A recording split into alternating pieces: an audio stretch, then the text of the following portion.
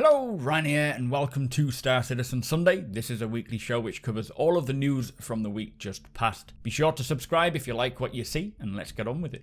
This week, we see the new UI HUDs for Aegis. They show us an exciting prototype for the engineering mechanic, plus we finally get the Calling All Devs delving into the death of a spaceman and the future of medical gameplay. It is definitely not to be missed.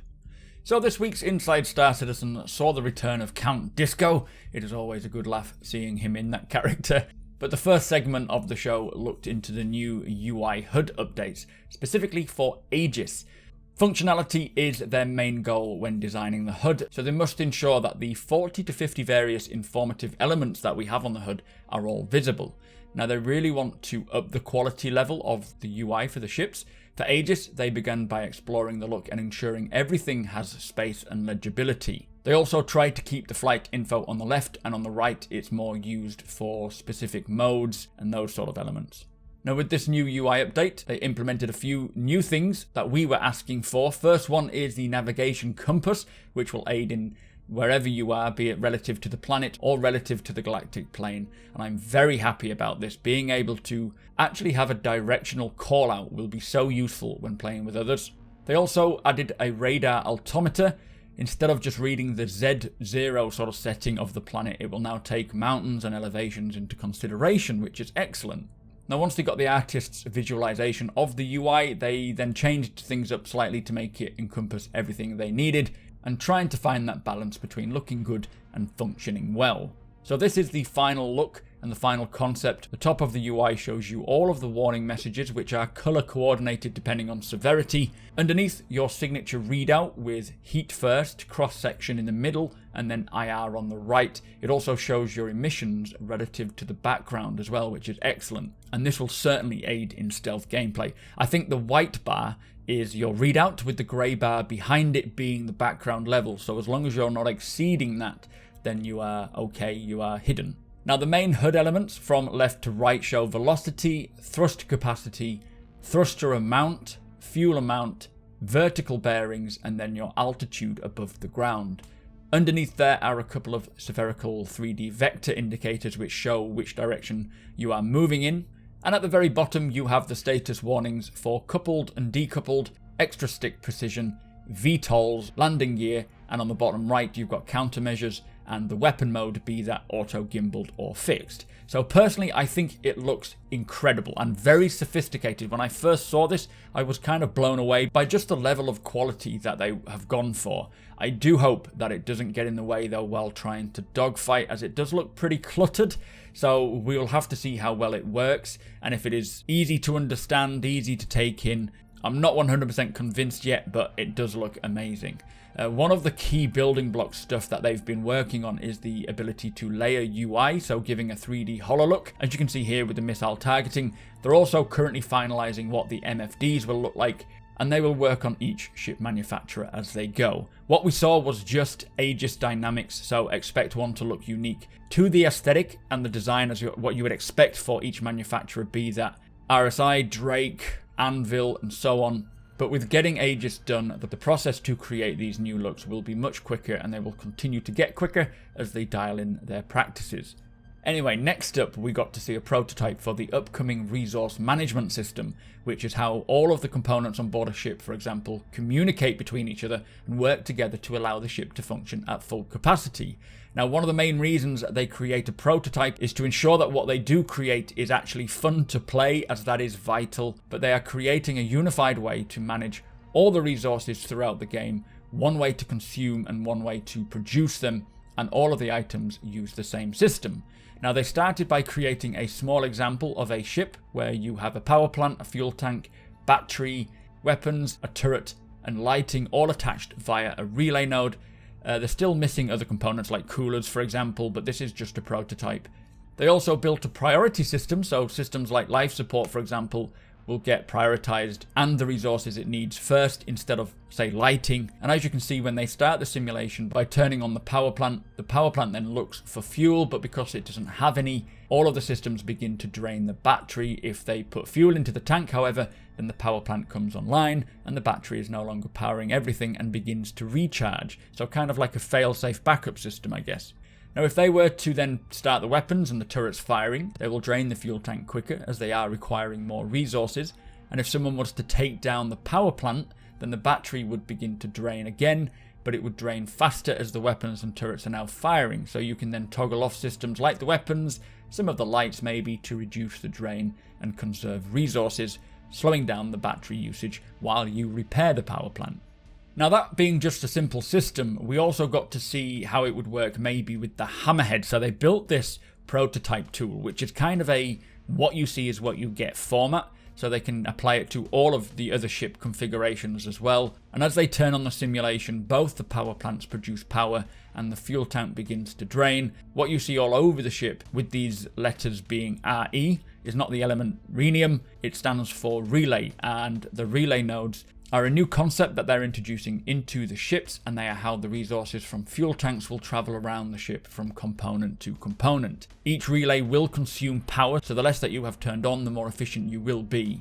But if someone decided to sabotage a few of the relay nodes at the rear port side of the Hammerhead, the turret will lose power, and then the power plant eventually goes offline as well, as it is no longer receiving fuel. So if one power plant goes offline and you begin firing your weapons, lights around the ship will begin to turn off as the system is prioritizing weapons over lighting for resources, and also the battery will begin to drain. Then if the battery were to drain completely, many of the weapons would run at a much lower capacity as everything is being powered by one power plant. So if you have an engineer on board, they will be able to look at this system and think, right, I need to fix these two relay nodes to get power back to this power plant. Now the systems begin to come back online again. So you could practically cut a ship in half and the systems would recognize that each part of the ship has its own resource network so it can run them independently. So it's the engineer's goal to keep the ship as operational and efficient as possible, which means that if you're not in a combat situation, you can actually turn off relays to reduce the resource drain. But then if you were to enter battle and lose a relay, it could become far more devastating with such a limiting configuration. So you would need to think about that and toggle on specific relays if you enter that combat situation. Right now they said it will take a while to implement as it does touch a lot of systems and some of which do require refactoring, but once it reaches us, it'll make a huge difference. Now this is an absolutely incredible system, and you can sort of see that it's not too complicated to the point of never understanding it, but complicated enough to give it a skill-based, deep gameplay mechanic. It isn't mini games, it is problem solving and then actual interactions with these relay nodes and components, which is going to make the engineering mechanic extremely fun and engaging. Now I will be putting together a video which goes much further into the system, giving examples of what it might mean in a game situation and basically what it means for the future of Star Citizen. So do keep an eye out for that, but I am blown away by this system and it is going to be such fun when we do get it. Anyway, let's move on. So this week's Calling All Devs was the one that we have all been waiting for. It was talking about the death of a spaceman, which was first concepted back in 2013. We have Chris Roberts and Richard Tyra just talking further about how it's going to work, the reasoning behind it, and also touching on the medical gameplay too. So let us get started. Basically, death of a spaceman brings meaningful consequence to dying in Star Citizen, which will encourage more thoughtful gameplay and decision making, instead of this constant running in guns blazing, which we see in many other games, easily respawning as soon as you die. It'll also make the game feel a lot more rewarding and you'll want to stay alive above all else. So they're trying to give us a close association with our character, caring for them as you kind of would yourself. The basic premise is that your character will have limited amount of lives. 9 was an example that they used back in 2013, but that is still not decided completely. And once you run out of these lives, you'll then pass on your goods, your items that you own, and your money to a next of kin, which you will determine when you create your initial character. So you pass on your possessions, and they did say some of your reputation may pass on, but it will be limited of each. There will also be an inheritance tax, which will obviously be quite a big, significant amount of money, I expect. And your reputations that you have spent your time building with various guilds in the game won't be viable anymore. They may recognize you as the next of kin of this person, but you don't have their rep. You'll have to earn their trust. They have sort of speculated about the lore behind it, but it's not really been properly set in stone yet. But basically, you can replicate your DNA so many times, and each time you do, it loses some integrity and eventually you cannot be replicated anymore. But he also said there may be something that you can do in the game where you could maybe get gene therapy and increase the number of lives that you have. Now, I remember them saying something about this in the past, with it being either very expensive or having difficult requirements, or maybe both, so we'll see how that gets fleshed out. Now, wear and tear will not only apply to ships and buildings, clothing and armour, or weapons and items, it will also apply to the character, and you will age as well. So this will mean it'll also tie into the medical profession, being able to recognise particular damage on a character to determine how to treat it. Now, they are building many of these systems separate now, and this goes for the whole of Star Citizen, and once completed they will tie them all together, and the game will then feel a lot more complete and make a lot more sense. Right now, when they start implementing certain systems in some areas, they don't always make sense to the game that we have right now, but eventually they will. So talking of medical, they've already started with the Death of a Spaceman and medical gameplay, for example, body dragging being the first step. From there, they will implement the down state for characters in which you've become incapacitated. You're still alive, but your health is technically at 0 and you're unable to move. Now, you can decide to stay there and hope that someone comes and rescues you, be that a player or an AI, or you could pay some insurance for someone to come and actually get you and recover your body. But if you decide to just let yourself die, you will leave your body where it is and you will respawn back in a hospital using this DNA system. You can then go back to your dead body and, so long as nobody's looted it, gather up all your gear.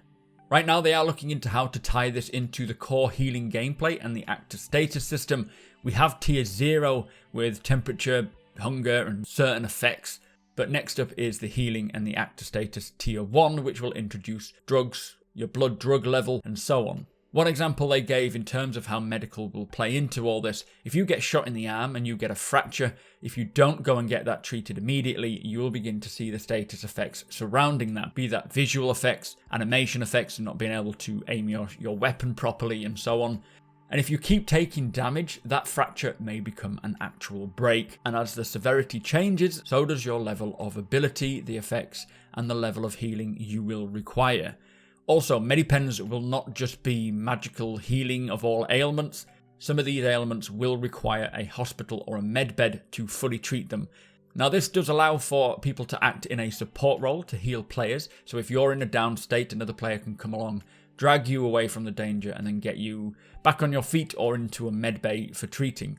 The medigun that we saw on one of the concepts on Inside Star Citizen will be able to inject a stronger version, they say, of the medipen that we have right now, and this will help stabilize you in that moment rather than fully heal you.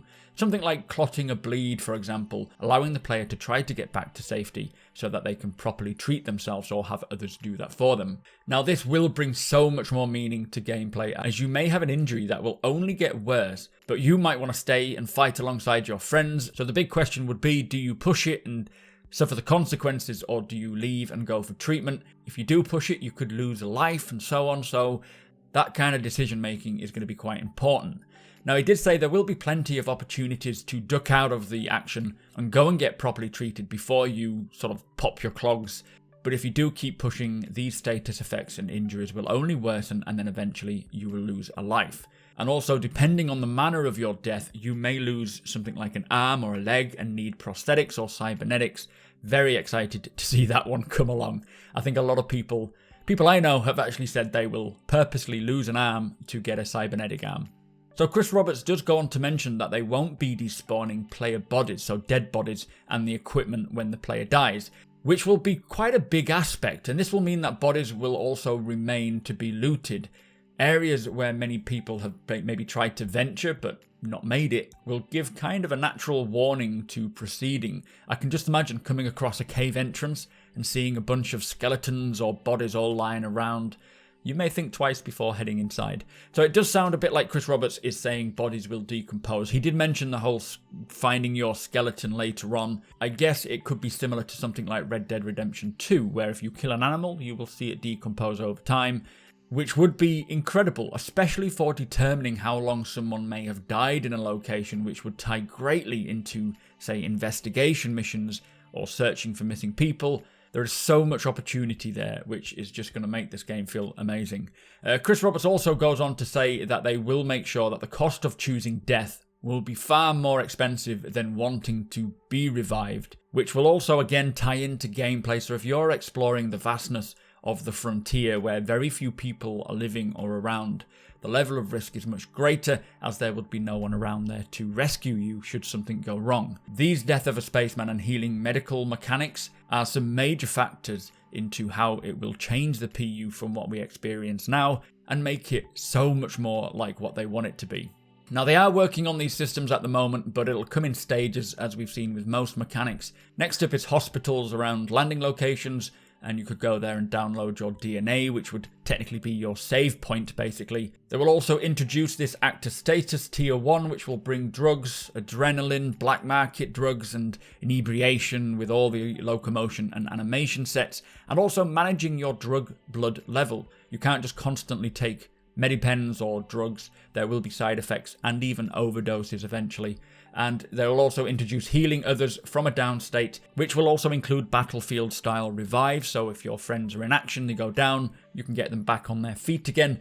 These are the main areas that they're pushing for, and it will all tie in and hopefully come together with physical inventories when that comes online, which we're not talking until next year, mid to late next year at the very earliest. So fingers crossed they get on with that and we get to see some of those benefits soon. Now, I do highly suggest watching this episode as there was a lot of high level explanations as to Star Citizen's plan and style of development, and it probably clears up a lot of questions that many people will have about the game. I am going to work on a much more organised, deeper video looking specifically at the medical mechanic, the healing mechanic, the Death of a Spaceman system, to help shed a bit more light and understanding as to why this is a great and important direction that Star Citizen really needs to take. So do keep an eye out for that. I'm very excited to work on it. Anyway, let's move on. So also this week we had a new portfolio post highlighting the weapons manufacturer Talon, who we all have to thank for getting weapons into the civilians' hands. The roadmap received some pretty significant updates this week for Alpha 3.12, including an AI-controlled Idris, so be sure to check out my roadmap update video linked in the description below for more details. And finally, the latest jump point is available for all RSI subscribers. So that brings us to the end of the show. If you do enjoy my content, please consider subscribing and hitting that like button. Also, I am able to do this thanks to my very generous patrons and channel members. If you appreciate what I do and would like to help make it even better from as little as $1 a month, all of the links are provided below.